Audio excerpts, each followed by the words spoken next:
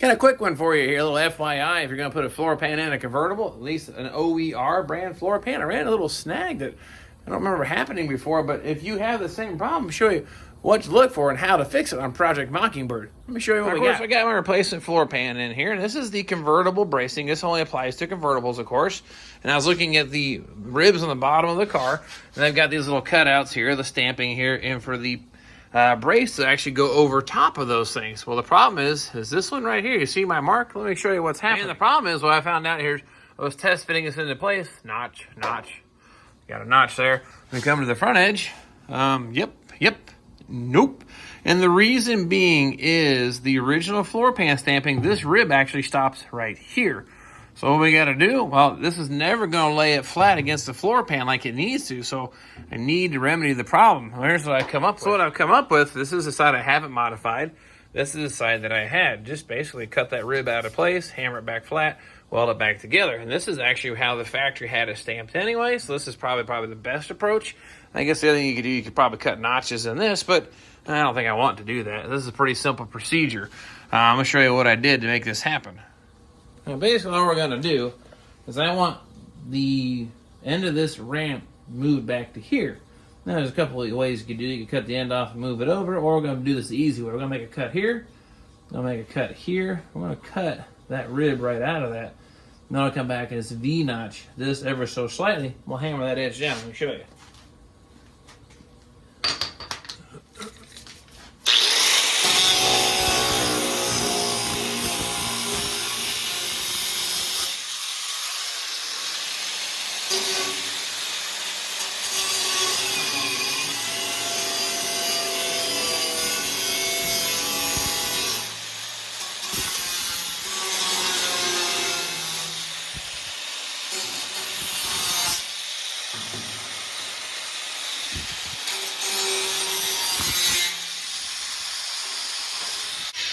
I think we do. I already cut the top, but you need to cut the back just a little further back here.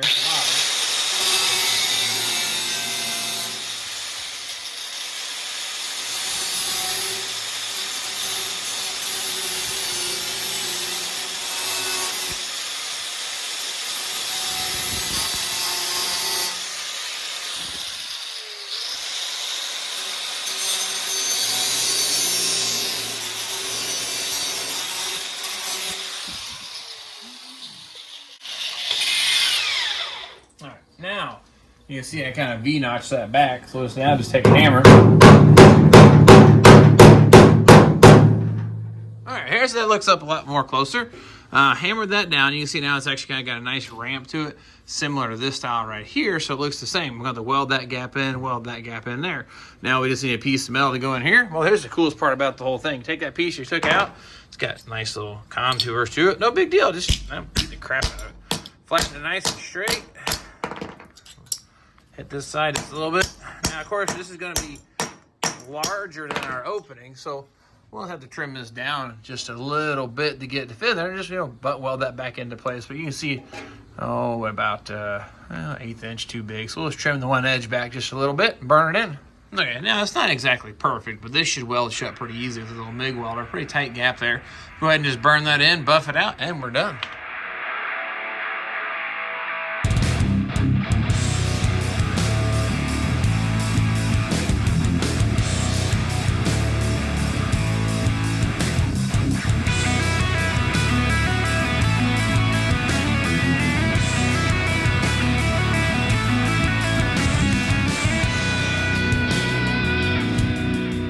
What's it look like all said and done? I think it's going to work a whole lot more good. Our brace will lay right through here. And the thing about it doesn't have to be perfect. This is the floor pan, but this is one of those things where it really will help ensure that fits a whole lot better, or as it should, to get the proper strength out of it, and it looks correct too.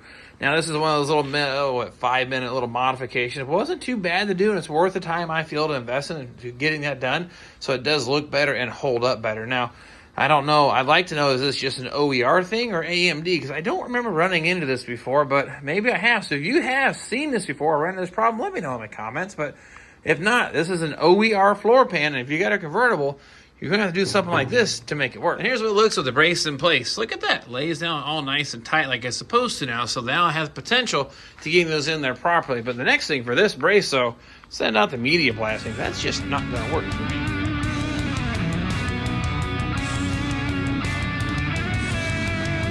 We're working on installing the convertible bracing to the floor pan. Sometimes you run into some obstacles like this here where the gap just doesn't pull up quite like you need it to. A little bolt, nut, washer, whatever.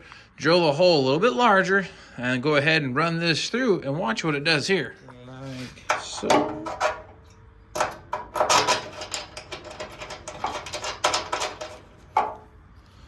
Now this technique you can use in several places where the panels just aren't doing what you want them to do, like the cowling area, frame rails.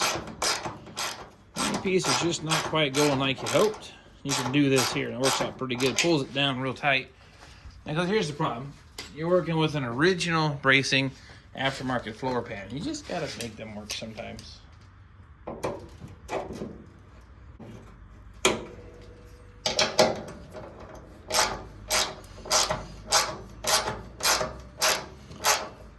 part that's really amazing is how much it actually moves.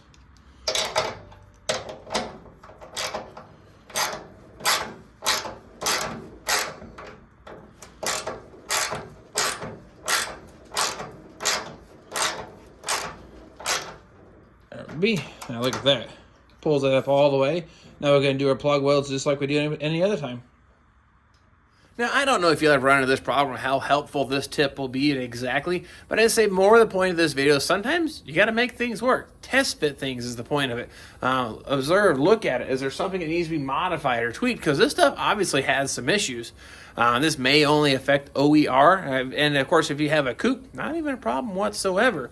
But I guess what you want to take from the video is sometimes you just got to make things work. There's easy, creative solutions. They didn't cost me a whole lot, but a few more minutes, and now this car is going to be that much better or higher quality fit and finish when it's all said and done. All these little details, maybe it's not that big a deal, but you get all of them right, it just makes for a lot better, clean, finished product. That's kind of, I guess, the point of the video here.